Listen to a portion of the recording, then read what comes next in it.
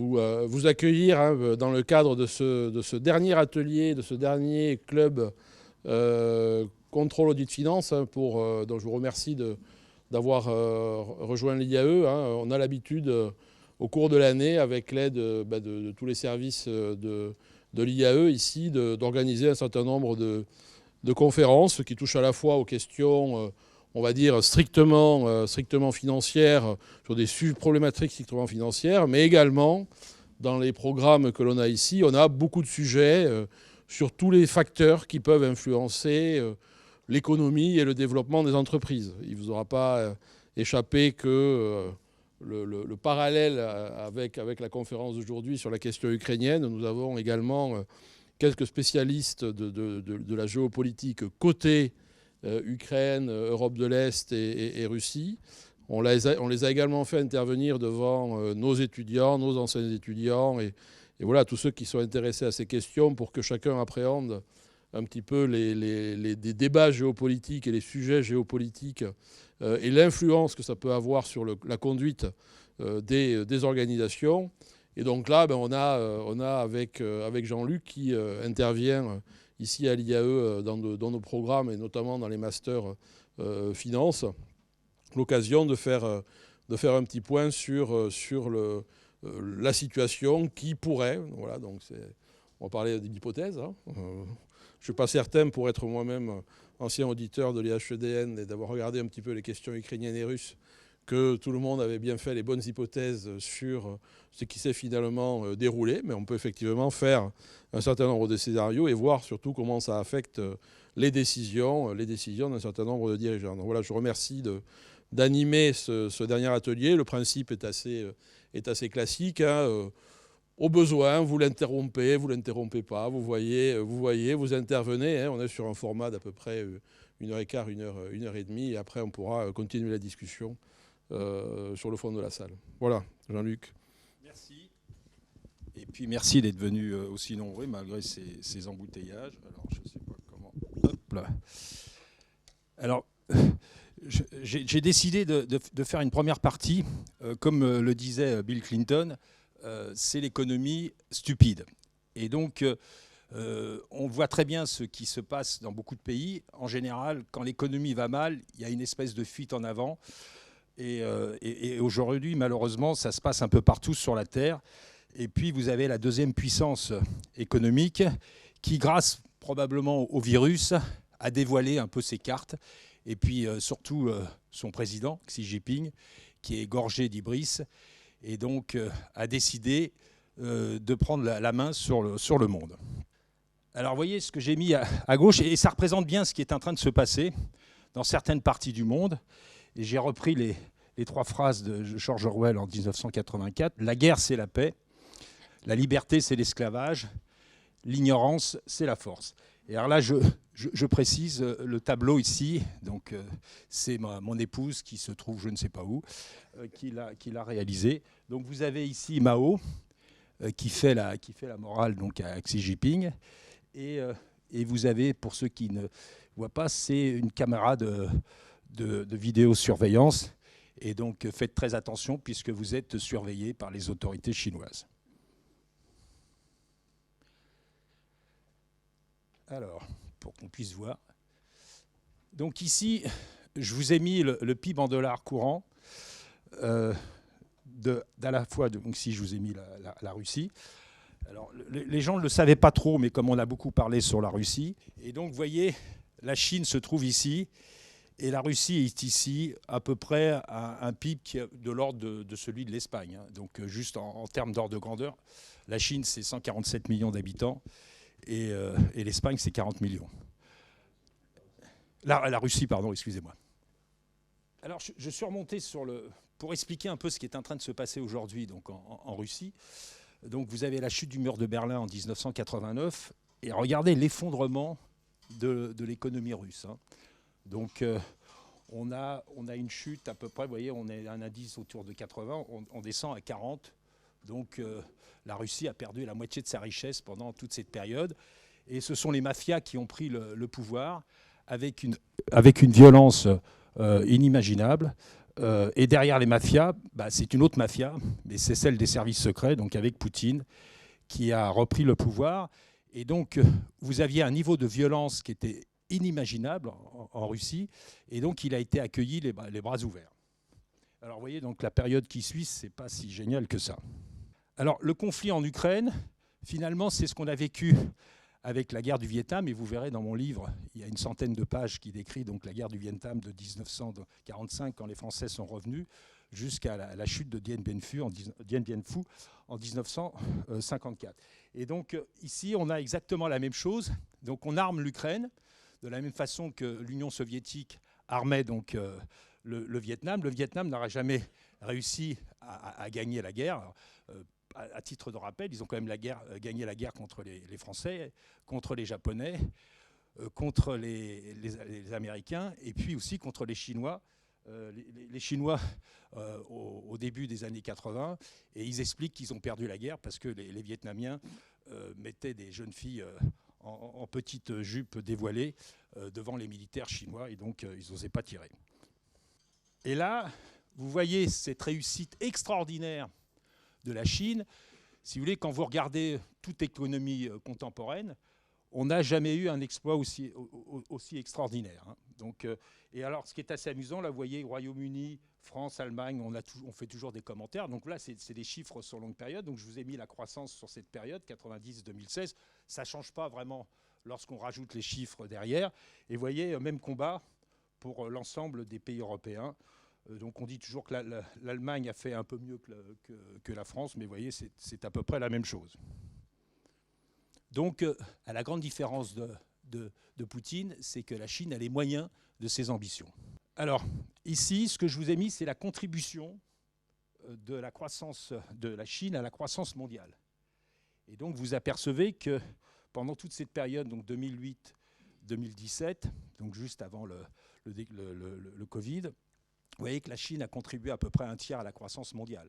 Donc, fondamentalement, si on ne comprend pas ce qui se passe de l'autre côté, on va se réveiller avec des maux de tête, comme on s'est réveillé avec des maux de tête avec l'aventure de Poutine. Et vous voyez, la Fédération de Russie, c'est cacahuète, hein, ça ne représente rien du tout.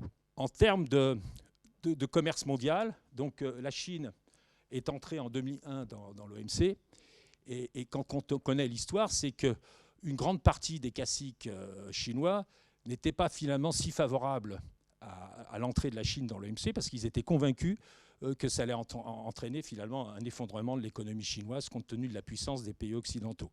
Et donc c'est Bill Clinton qui a insisté énormément avec une certaine naïveté puisqu'on a donné sur un plat à la fois donc, les technologies, à la fois les ingénieurs et à la fois les marchés. D'accord ? Et puis la corde pour se faire pendre. Et donc là, regardez. Et alors ce qui est extraordinaire dans ce système, il y avait une collusion bien entendu entre Wall Street et Pékin. La Chine, vous voyez, donc on n'existe pas. Je rappelle juste un chiffre. Hein. Au moment où la Chine où Mao Tse-tung est mort, le poids de la Chine dans le commerce, en PIB par habitant, c'était 1% du PIB d'un Américain. Donc ça veut dire que la Chine a vécu d'abord une première phase qui est une phase de rattrapage. Et donc vous voyez l'explosion, et la Chine a pris 18%. Et quand vous regardez l'équilibre du monde, quand vous faites la somme des balances commerciales ou des balances des paiements, au total, ça fait 0. Et donc, dans cette histoire, dans cette période, en gros, il y avait deux gagnants. Il y avait les Allemands et puis les Chinois. Et alors, ce qui est quand même assez extraordinaire, c'est qu'on a laissé faire. C'est-à-dire qu'on ne peut pas éternellement avoir un pays qui prend le dessus sur l'ensemble de la planète. Et ça se termine toujours mal. Ça s'est terminé par cette première crise qu'on a eue, de la crise des subprimes, qui est indirectement liée à ce déséquilibre mondial. Et maintenant, je vous dis, on se réveille, sachant que la Chine a manipulé, c'est-à-dire, vous le verrez quand vous lirez mon bouquin, de façon incroyable. Alors là, on a eu les chiffres avec ce qui se passe avec la stratégie de zéro Covid, donc actuellement en Chine. Et vous voyez, la part des exportations baisse de façon extrêmement significative. D'accord ? Donc l'élan qui a permis donc, ce mouvement extraordinaire de prise de part de marché aidé par les Occidentaux est en train de se ralentir de façon assez impressionnante et rapide. Alors ce graphique est assez impressionnant. Je vous ai mis donc en noir ici, vous avez la Chine, donc en gros la richesse créée pendant la période. Vous avez ici en rouge les États-Unis, et à titre de rappel, la crise des subprimes, elle est venue des États-Unis. Et là, au milieu, je vous ai mis la zone euro. Et vous voyez ce qui se passe, une stagnation, et donc la façon dont on a géré cette crise, finalement, la crise venait des États-Unis, et on a été incapable de gérer, et notamment à l'époque, vous aviez Sarkozy et Angela Merkel qui voulaient punir notamment les Espagnols. Les Espagnols en partie, mais surtout les Grecs. D'accord ? Et donc, vous voyez, la Chine devrait maintenant rattraper l'Europe. Alors ça, c'est la croissance sur très longue période. Et vous voyez que juste avant la crise des subprimes, donc il y avait un phénomène d'accélération, donc une bulle d'orgie de crédit, de liquidité donc en Chine. Et là, vous avez une croissance qui est de l'ordre de 14 à 15%. Et il faut savoir que pendant toute cette période, les autorités chinoises avaient tendance plutôt à sous-estimer les chiffres parce que c'était trop impressionnant et ça faisait peur aux autres personnes. Aujourd'hui, on a le phénomène inverse, c'est-à-dire que les autorités chinoises ont tendance à surestimer. Et là, vous le voyez dans la stratégie de zéro Covid, et c'est la faiblesse d'une dictature fasciste, comme on le voit avec Poutine, c'est-à-dire que comme il va y avoir le renouvellement, donc Xi Jinping devrait être président à vie avec le comité central qui devrait se réunir donc, au mois d'octobre-novembre. Et donc, il faut absolument, puisque la Chine a dit aux yeux du monde que finalement, nous, on était extrêmement mauvais, alors que maintenant, vous voyez, on est en train de revivre.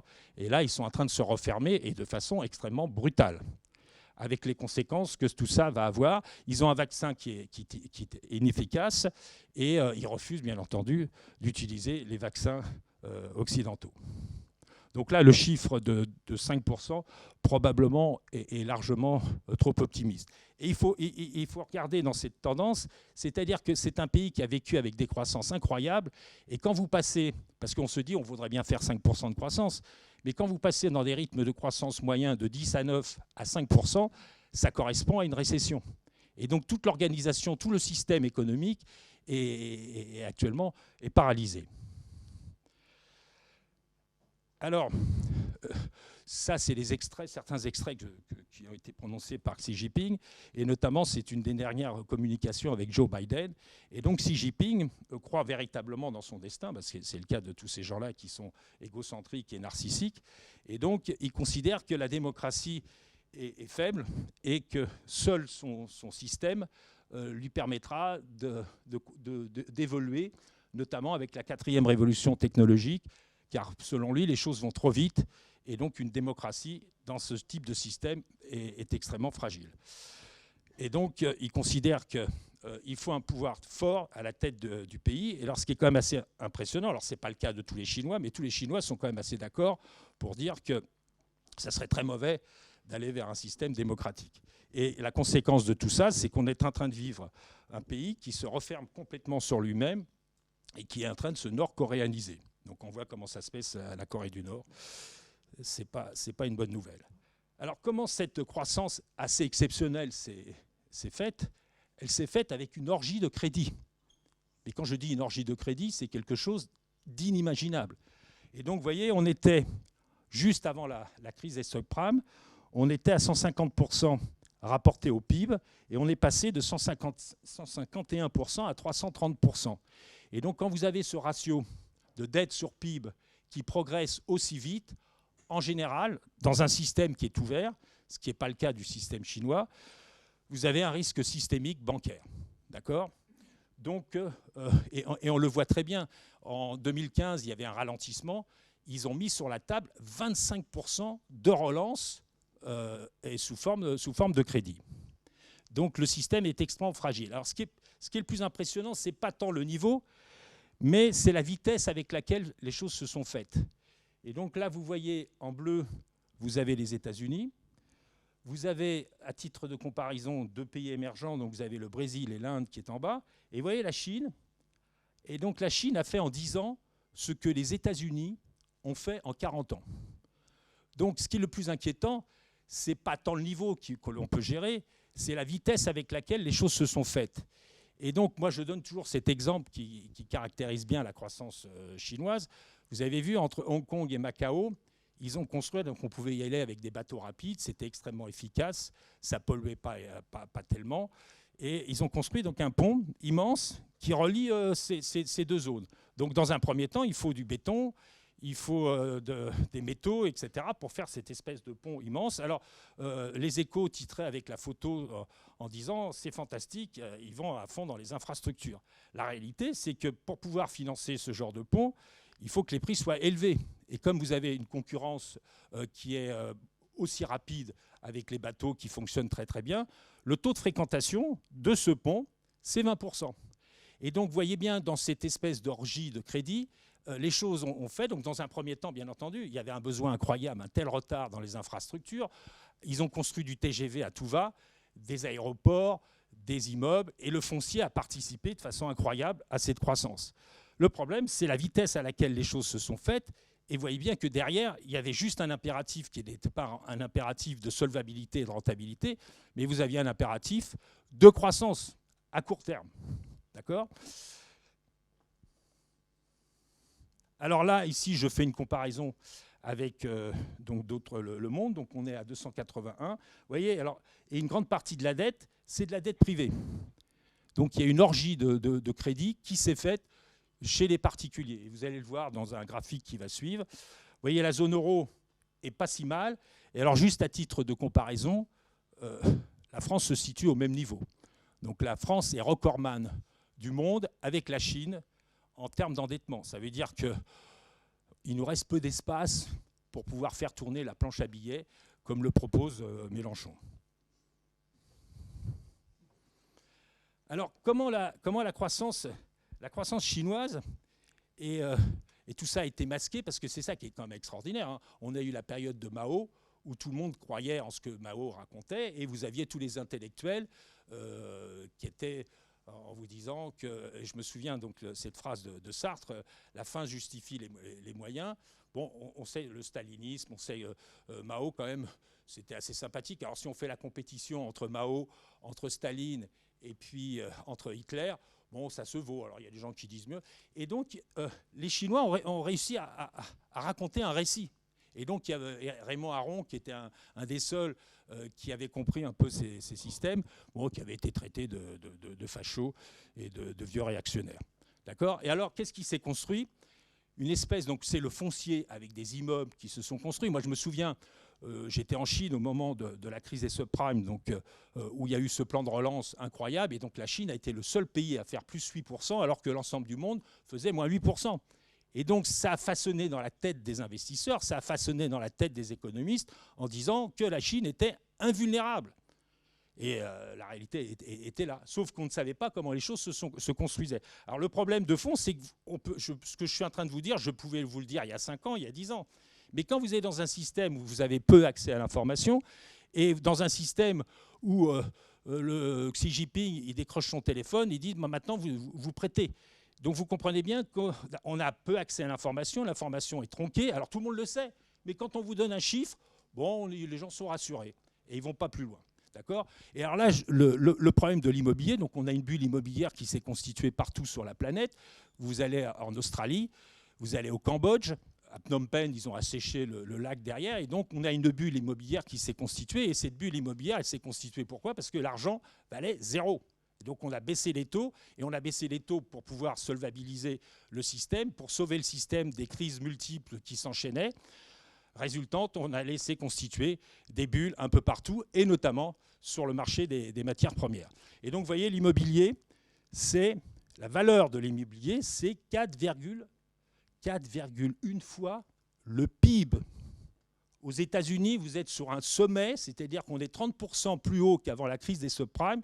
Ça représente 1,5% du PIB. Donc vous voyez l'orgie, ça veut dire quoi ? Ça veut dire que les ménages chinois s'endettent sur 30 ou 40 ans. Et vous le voyez quand vous parlez aux familles, et notamment moi à Shanghai, puisque j'ai ma belle famille qui est là-bas sur place, c'est un vrai problème. C'est-à-dire que les jeunes ne peuvent plus se loger, ça coûte tellement cher. Okay ? Et donc pour pouvoir justifier ces prix, hein, donc entre 39 et 41 fois le revenu disponible. À Paris, on est à 13 fois le revenu disponible. Au niveau mondial, on est à peu près autour de 8 fois. Et alors, les gens sont rentrés... Alors, ce sont des joueurs incroyables. Et donc, les gens se sont mis à spéculer comme des fous sur le marché immobilier. Et comme ça montait toujours, et comme le gouvernement avait un impératif de croissance, donc on a laissé faire jusqu'au moment où vous arrivez sur un sommet, et là, ça commence à bloquer. Et alors, il y a une expression, même en chinois, c'est « faire xiaofang ». Je prononce très mal. Donc, ça veut dire, imaginez, c'est quand même assez imagé, faire frire l'immobilier.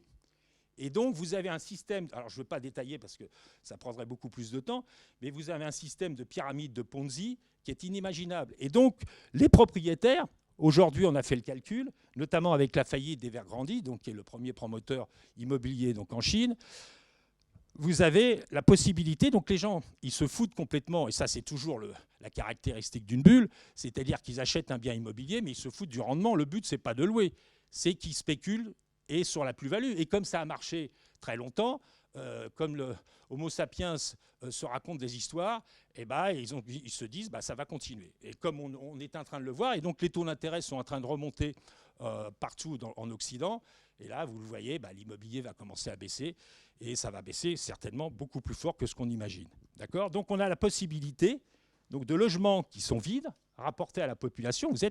Alors, la seule chose, c'est que vous avez un gouvernement derrière, il ne veut pas accepter que le truc s'effondre. Parce qu'en général, les crises immobilières sont des crises systémiques qui entraînent tout le système bancaire à la casse. Donc, ils trafiquent, ils remêlent des trucs, ils cachent les chiffres, etc. D'accord ? Alors, regardez là. Donc là, c'est la progression. Vous voyez ? Donc là, tout allait bien jusqu'à la crise des subprimes. Et puis derrière, vous avez cette accélération. Et donc là, c'est le service de la dette du secteur privé. Et là, je vous ai mis la France. Vous voyez la France ? Et donc, nous aussi, on a fait une orgie de crédit dans l'immobilier. Donc, Macron, il va avoir du mal. Ça ne va pas être facile. Hein. Alors, autre problématique que l'on trouve un peu partout dans le monde, plus particulièrement dans les pays occidentaux, mais avant tout au Japon, mais avant tout en Chine.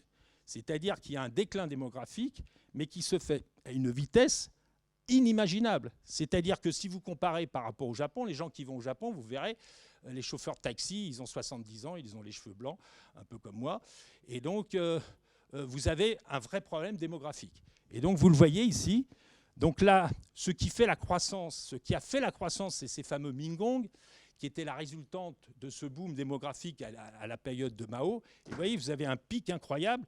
Et donc, imaginez que la croissance chinoise n'était pas été au rendez-vous à la période. Vous auriez eu un mouvement migratoire extraordinaire, comme on l'a vu au Vietnam avec les boat people. Et donc, vous voyez, vous avez un effondrement derrière de cette population qui a fait donc la croissance chinoise. Et là, les démographes, bien entendu, en disant maintenant on va donner l'autorisation à faire plusieurs enfants, mais ça ne change rien. Et donc les derniers chiffres, alors les chiffres qui avaient été prévus, c'était 40 millions de naissances, et la réalité, c'est qu'on est à 10 millions de naissances. Donc vous avez un écart. Donc le phénomène a plutôt tendance à aller encore plus vite. Alors la part du Covid, puisqu'on a eu un phénomène un petit peu similaire en Occident, où l'année 2020, les gens ont fait moins d'enfants. Alors regardez, ici je vous ai mis l'âge médian par région. Et donc la Chine a une progression qui se fait de façon hallucinante. Alors vous voyez, le Japon était ici. Donc vous voyez, tous les pays sont vieux, sont en train de vieillir à toute vitesse, à l'exception de l'Afrique. Voilà, donc l'Afrique, vous êtes en gros à un âge médian qui est de 19 ans. Dans certaines régions, notamment toute la région du Sahel, vous avez des taux de fécondité des hommes qui sont de l'ordre de 13. Et donc, si on se projette dans le temps, mais ça ne se passera pas comme ça, parce que ça va se terminer par des génocides, par des guerres civiles et autres. Mais si vous regardez l'Afrique, c'était 360 millions d'habitants au moment de la décolonisation, 1,3 milliard, 2,5 milliards, 4,7 milliards. Donc on passe de 17% de la population mondiale à 47%. Donc vous avez un espèce de déséquilibre incroyable. Et la Chine vit exactement le cheminement inverse, c'est-à-dire avec un vieillissement. Et on le voit très bien sur ce graphique. Ici, vous voyez, on était en 2010 avec 8 actifs par retraité, et on tombe à 2,2. Donc vous voyez la vitesse avec laquelle ça se fait, et surtout, ce n'est pas financé. Donc je vous ai montré déjà l'orgie de dette qui a été faite, mais ça, ce n'est pas financé. Donc on a une bombe à retardement dans le système social qui est énorme. Alors vous voyez, donc, en Europe, on est à 1,9, on était à 3,8. Bon, il y a certains qui proposent de revenir à la retraite à 60 ans. Oui, pour les gens qui ont travaillé de façon pénible, mais ce n'est pas la peine de le faire pour tout le monde. Moi, je peux travailler jusqu'à 110 ans. Alors, ce graphique, il est vraiment intéressant. Donc, vous avez la Chine. Alors, ici, je vous ai mis en bas, à droite, en abscisse, les dépenses publiques en pourcentage du PIB. Et puis là, je vous ai mis le PIB par habitant en dollars. D'accord ? Donc, déjà, on s'aperçoit que la Chine, donc le fait que la Chine devienne la première puissance mondiale, ils sont 1,4 milliard. Donc, imaginez, si on avait 1,4 milliard de Français, bon, ça ne serait peut-être pas si génial que ça. Et là, vous voyez, la France est ici. Et là, vous voyez, et donc là, vous voyez bien qu'il y a un sous-investissement majeur pour que le pays puisse résister à un ralentissement, pour que les gens puissent se projeter. Et donc, il faudrait mettre en place un système de sécurité sociale, un système d'allocation chômage, le fait que quand les gens vont à l'hôpital, et moi j'ai l'expérience de mon beau-père, donc il s'est fait renverser et tout, donc il va à l'hôpital. Et puis, moi j'arrive, je prends l'avion, et il était plus ou moins en train de mourir en réanimation. Et puis il l'avait sorti de la pièce. Je lui ai dit, il va mourir. Oui, mais vous n'avez pas versé l'argent. Je lui ai dit, mais quand même, il va mourir. Donc là, ici, vous voyez que nous, on est quand même recordman du monde avec le Danemark en termes de dépenses publiques. Alors, ça ne veut pas dire qu'il ne faut pas faire ça. Ça veut dire que par rapport à ce niveau qui est extrêmement élevé, on doit avoir une exigence au moins que ça fonctionne et que ça soit efficace.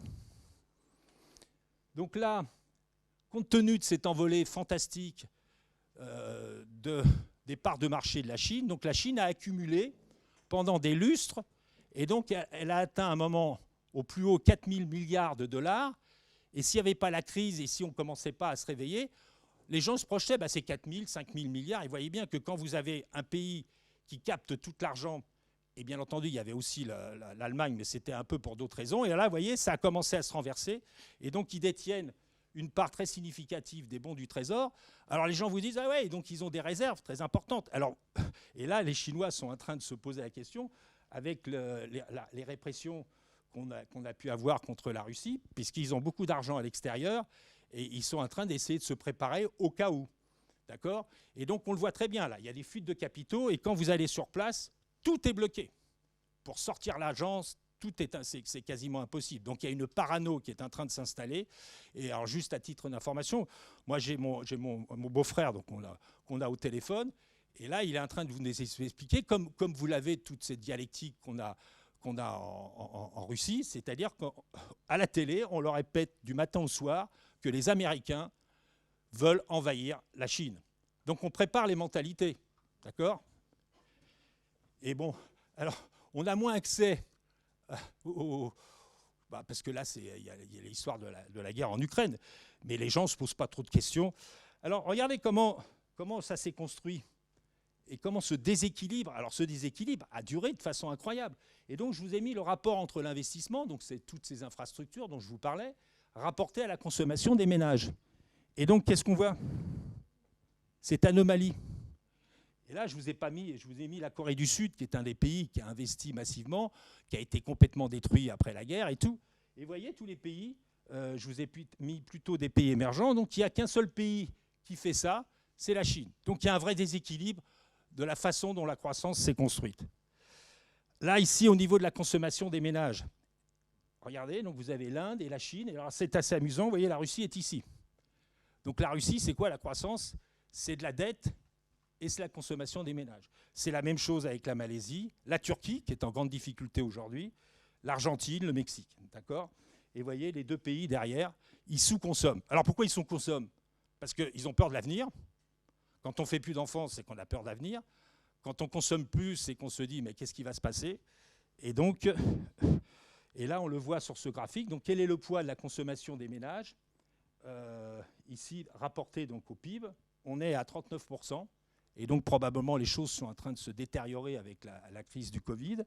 Et puis là, vous avez les États-Unis qui, eux, surconsomment. Mais bon, ils ont la possibilité de le faire avec une balance extérieure qui est extrêmement déficitaire, une balance des paiements, une espèce d'orgie aussi de leur côté. Sauf que la monnaie de réserve au monde, c'est le dollar. Alors ici, je vous ai mis les écarts de richesse. Et donc l'indice Gini décrit très bien ces écarts de richesse. Alors vous voyez, la France, c'est quand même le pays parmi les mieux placés. Et la Chine se trouve ici avec la Russie. Et en général, quand on dépasse le ratio de 0,40, il y a les tensions sociales. Mais bon, dans ces pays, les tensions sociales... moi, j'ai mon beau-frère qui a fait 7 ans de prison, donc il m'a raconté comment ça se passe. Et quand vous rentrez en prison, on vous donne... Alors, les prisonniers politiques sont mélangés avec les prisonniers de droit commun, et on vous donne un menu.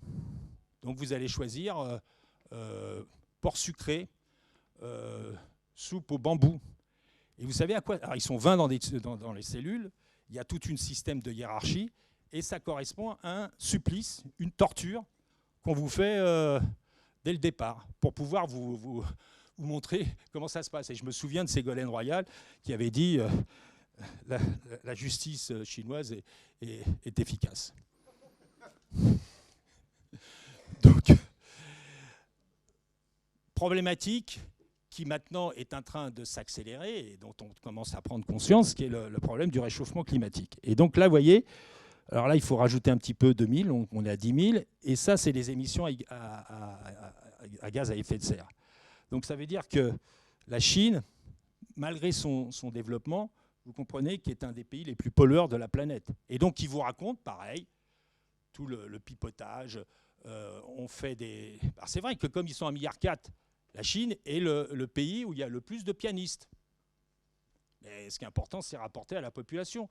Donc, alors, on a un retour massif vers le charbon et la lignite.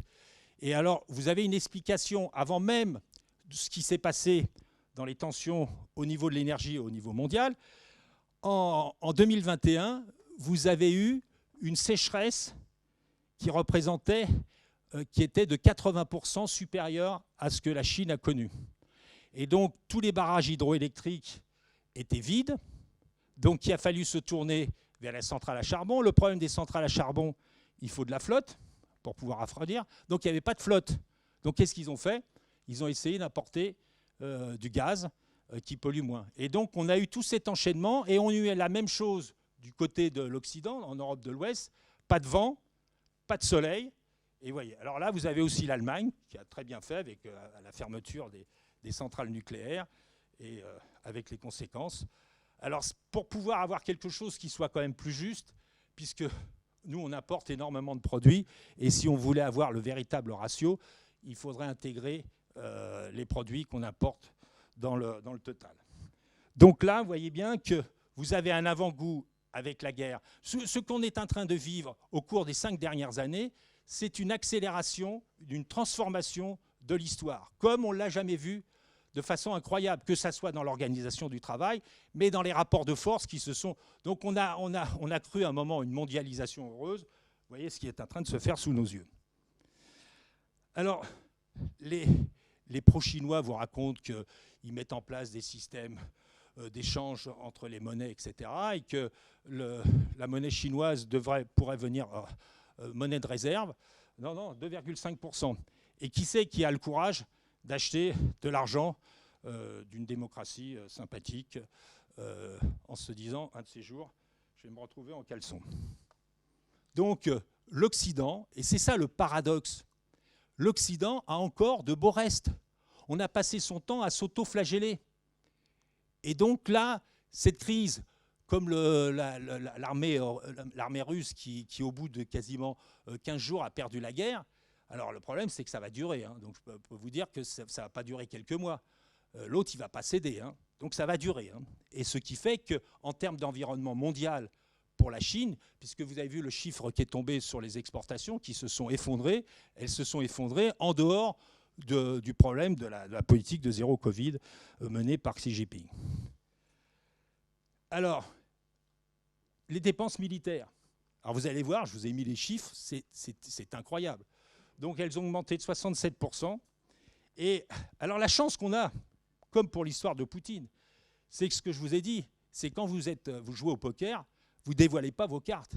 Et que Xi Jinping, il a dévoilé ses cartes. Il a dit ce qu'il voulait faire. D'accord ?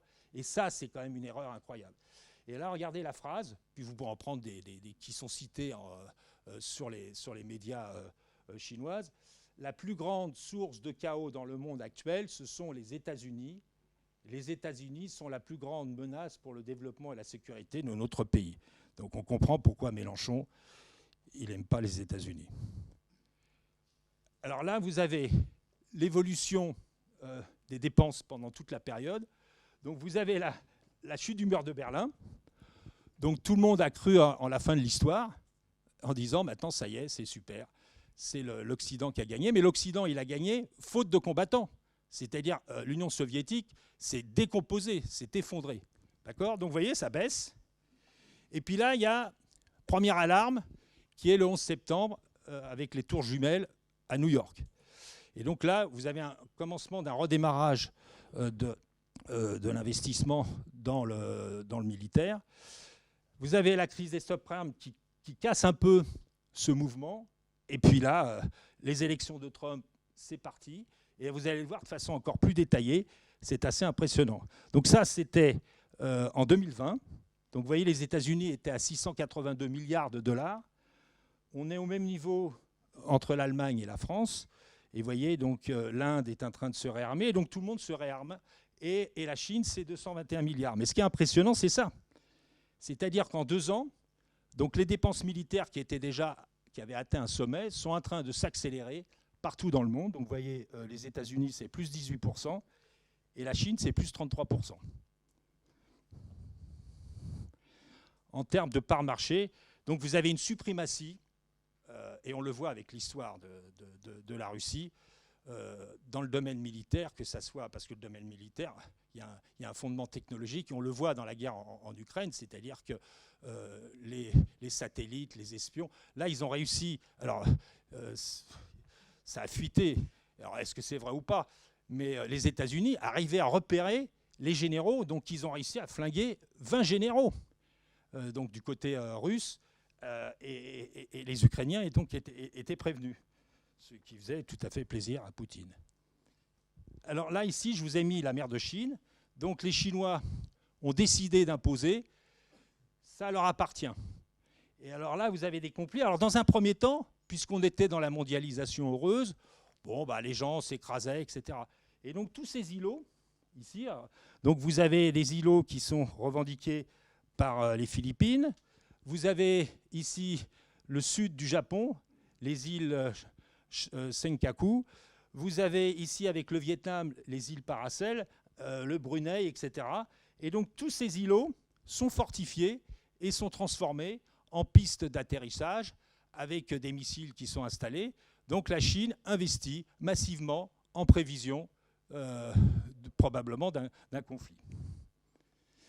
Donc là, au niveau de l'armement militaire, de l'armement donc nucléaire, donc vous voyez la Russie a la capacité à nous faire sauter tous, les États-Unis aussi. Et vous voyez la Chine, mais bon, ça suffit, je crois, pour faire sauter la Terre, il n'y a pas besoin de plus au niveau des Chinois. Alors, dans le sujet de la possible invasion donc, de Taïwan, se pose un véritable problème, c'est-à-dire que Taïwan est au cœur de cette nouvelle guerre froide, mais surtout est leader mondial dans les semi-conducteurs, et surtout les semi-conducteurs qui sont extrêmement puissants.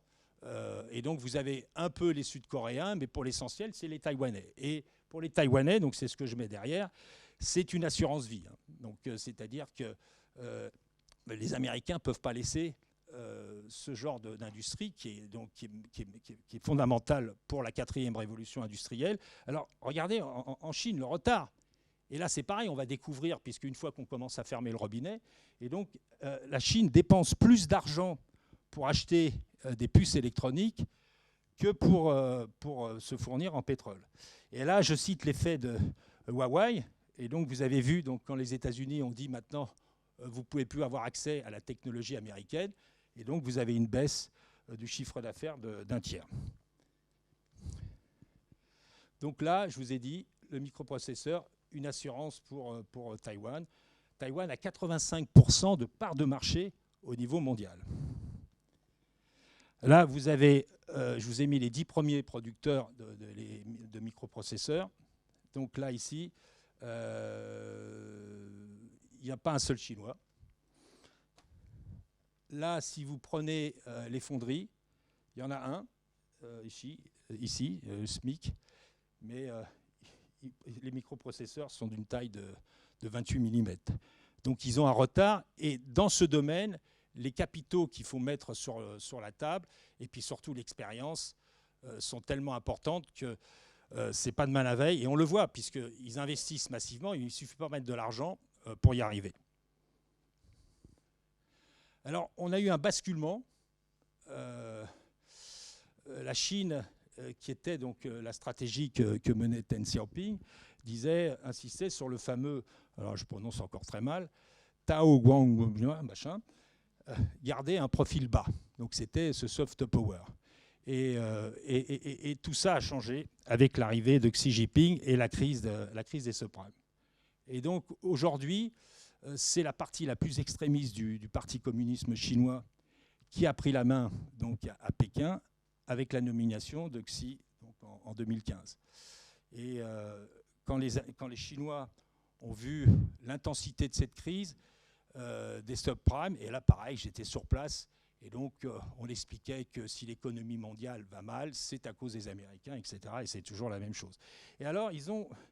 Et la stratégie, c'est ce qu'ils appellent la stratégie du loup guerrier. C'est-à-dire que maintenant, la Chine se fout complètement de savoir, se fout de savoir si elle va être aimée, elle a surtout envie d'être crainte. Et alors là, j'ai cité ce passage de Hannah Arendt. Le mensonge d'État est imposé comme principe de gouvernance en Chine et en Russie. Et alors, ce qui est quand même génial, c'est qu'on les prend au mot. Bon, là, on s'est réveillé parce qu'il faut les écouter hein, quand ils disent. Alors aussi, à la fois, ils mentent comme ils respirent, comme Pinocchio, il y a le nez qui s'allonge, mais fondamentalement, quand ils disent quelque chose, des fois, écoutez-les. Poutine, il avait dit, mais ça fait déjà 1 ou 2 ans, qu'il explique ce qu'il va faire. Mais personne ne le croyait. Donc les routes de la soie, alors, et là on le voit très bien, hein, c'est abominable ce qui est en train de se passer dans certains pays. Donc ils ont financé, ils font la même orgie qu'ils ont fait dans le pays, mais à l'extérieur. Et donc tout le monde vous disait, les routes de la soie, c'est formidable. Donc vous avez vu, la Sri Lanka est au bord du chaos, de la guerre civile. Le Pakistan qui a été financé, je pense que c'est pas très loin la même histoire qui va suivre. Quand vous allez au Laos, au Cambodge, quand vous voyez ce qu'ils sont en train de construire, quand vous voyez ce qui se passe en Éthiopie, le fameux chemin de fer où il n'y a rien à transporter, les Éthiopiens, malheureusement, ils n'ont pas de matière première. Donc, ils exportaient du foie de volaille en Chine. Bon, on n'a pas besoin d'avoir un train sophistiqué pour exporter du foie de volaille. Hein. Et donc là, la Chine continue de raisonner sur l'équilibre des puissances comme au XIXe siècle. Et alors là, pareil, hein, et puis ils déclarent, hein, ils vous le disent. Hein. Donc c'est pour ça que je vous cite ces phrases. Hein. Si les États-Unis veulent un combat, nous combattrons jusqu'à la fin. Si quelqu'un ose séparer Taïwan de la Chine, l'armée chinoise n'a d'autre choix que de lutter, quel que soit le prix, quel qu'en soit le prix pour l'unité nationale. Donc c'est pas un mec qui est un caporal qui se trouve au Tibet. Hein. Donc c'est le ministre de la Défense. Hein. Et alors ça aussi, il nous faut forger des technologies tueuses, etc. Et donc c'est la même dialectique. Alors la seule différence, d'abord je pense que probablement il y a moins de proximité. Et puis je pense que les gens ont été tellement fascinés par cette réussite qui est incontestable. Donc les gens, ils sont là. Et puis vous avez vu la grande différence par rapport à la Russie. Bon, la Russie, on est quand même dépendant des matières premières. Mais vous voyez que la Chine contribue à plus d'un tiers à la croissance mondiale. Donc si la Chine ralentit, vous comprenez bien que ça va mal se passer. Et donc là, ils sont en train de s'entraîner dans le désert pour pouvoir envahir Taïwan. Alors le problème de Taïwan, c'est une île. La grande différence entre Taïwan et l'Ukraine, c'est que les Taïwanais s'y préparent depuis des années. Et alors, et je pense que l'autre différence, c'est que les Américains interviendront. Alors, c'est pas sûr, mais c'est la grande différence par rapport à l'Ukraine. Alors, c'est une île. Elle est surarmée. Et la marine chinoise, faire un débarquement, on l'a vu, hein, les Anglais, ils ont réussi souvent à s'en sortir, parce que quand on est dans une île, c'est plus... Et quand vous regardez la géographie de Taïwan, c'est des montagnes qui sont immenses.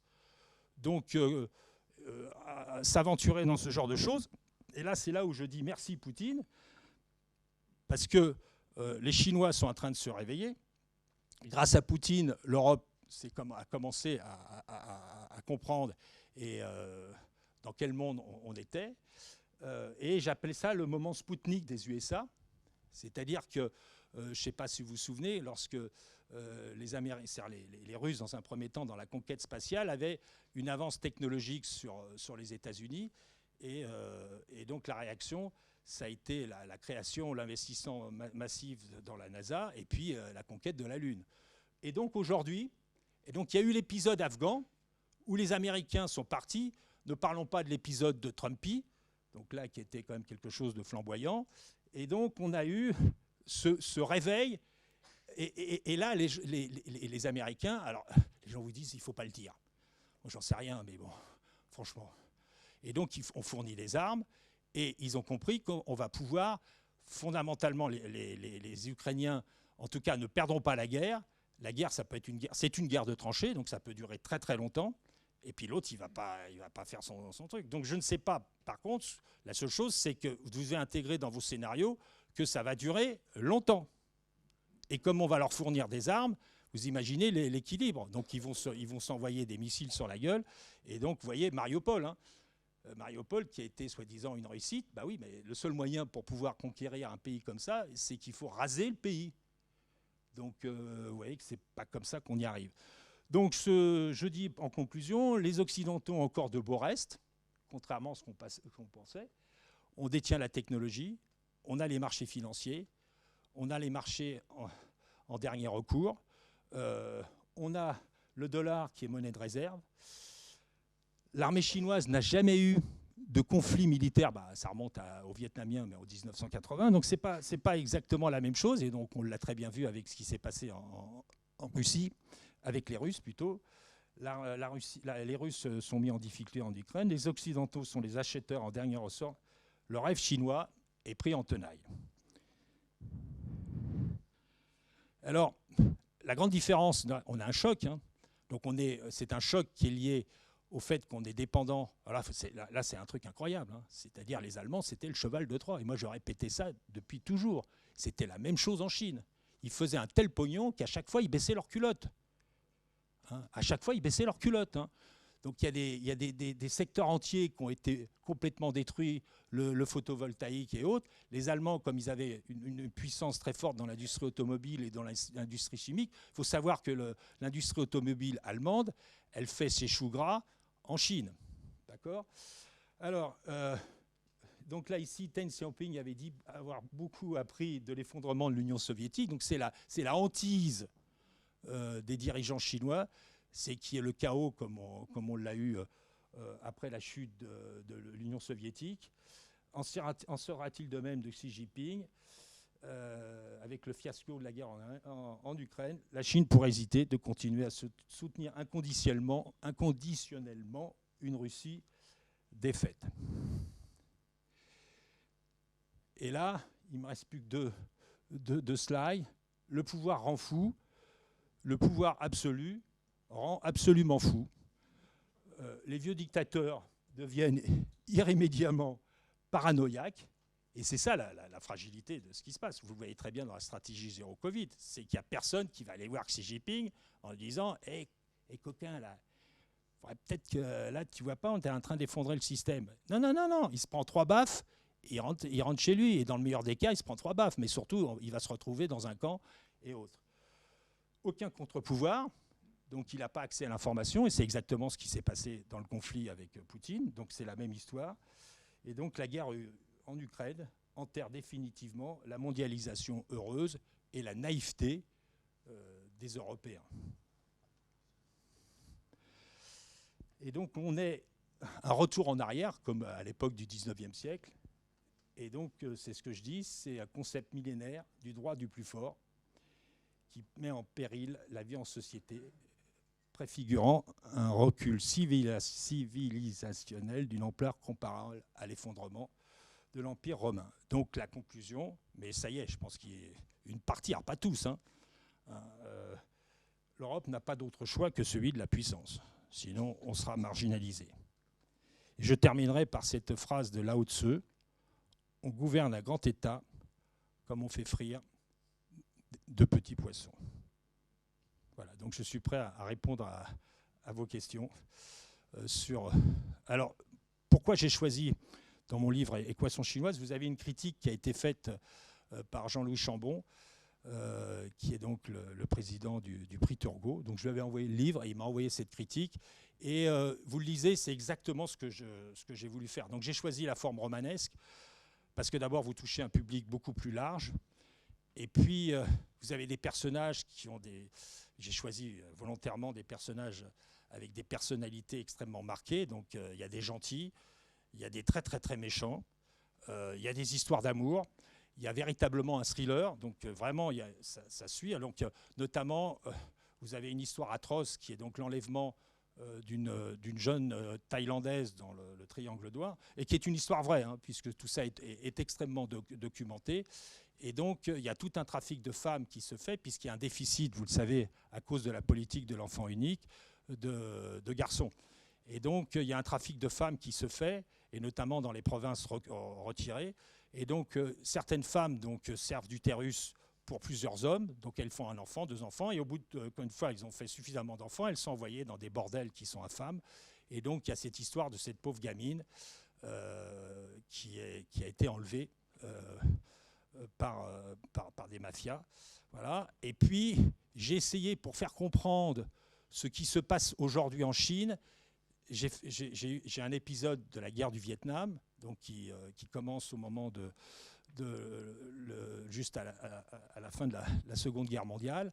Et donc vous avez un militaire qui est envoyé sur les hauts plateaux des Annamites pour pouvoir fédérer les tribus Hmong et autres. Et donc vous avez tout cet épisode qui montre comment en arrière-pensée ça s'est passé. Et la guerre était perdue d'avance, puisque vous avez en face de vous les communistes qui étaient, alors qu'on peut comparer à certains comportements de jésuites, mais qui étaient des êtres purs. C'est-à-dire que ils avaient la capacité à sacrifier donc ceux qui allaient en première ligne et autres. Quand vous voyez les espèces de fortins, donc je raconte ça un moment, donc vous aviez ces fortins qui étaient là pour essayer de protéger la RC4, où vous aviez donc les légionnaires qui essayaient d'alimenter les villes. Et là, les mecs, mais vous aviez un amoncellement de corps, les uns sur les autres, tellement. Et donc c'était les premières lignes où les mecs, ils étaient sacrifiés. Et donc comment voulez-vous et donc j'explique bien le parallèle, et donc soutenu par les communistes. Alors bon, on va dire c'est beaucoup plus évolué. Ça se fait. Mais regardez ce qui se passe avec les Ouïghours. Regardez ce qui se passe au Tibet. C'est des camps de concentration avec des méthodes qui sont un peu plus évoluées, mais c'est assez atroce. Alors heureusement, on a des gens comme Glucksmann qui s'est investi là-dessus, et on commence à découvrir la réalité de tout ça. Donc voilà. Donc il y a des passages, je vous assure, c'est un peu dur, mais ce que j'essaye, c'est de montrer cette réalité que les gens vont... C'est quand vous voyagez en Chine, vous allez à Shanghai, il y a des endroits, mais c'est incroyable. C'est inimaginable. Vous vous dites, c'est foutu, on est perdu. Bon, entre le fait qu'ils ont tout rasé, alors Shanghai, c'est un peu plus préservé, mais vous allez à Pékin, mais ils ont tout rasé. Et donc, vous savez, et donc vous passez d'un système qui était un système horizontal, où il y avait de la communication entre tous les gens, vers un système vertical, avec des tours incroyables. Bon, on sait où mènent les tours. On a notre expérience dans les banlieues sympathiques qu'on est en train de détruire aujourd'hui. Voilà, donc je suis prêt à répondre à vos questions. Et puis, pour ceux qui veulent acheter ce roman extraordinaire, je suis prêt à faire une petite dédicace.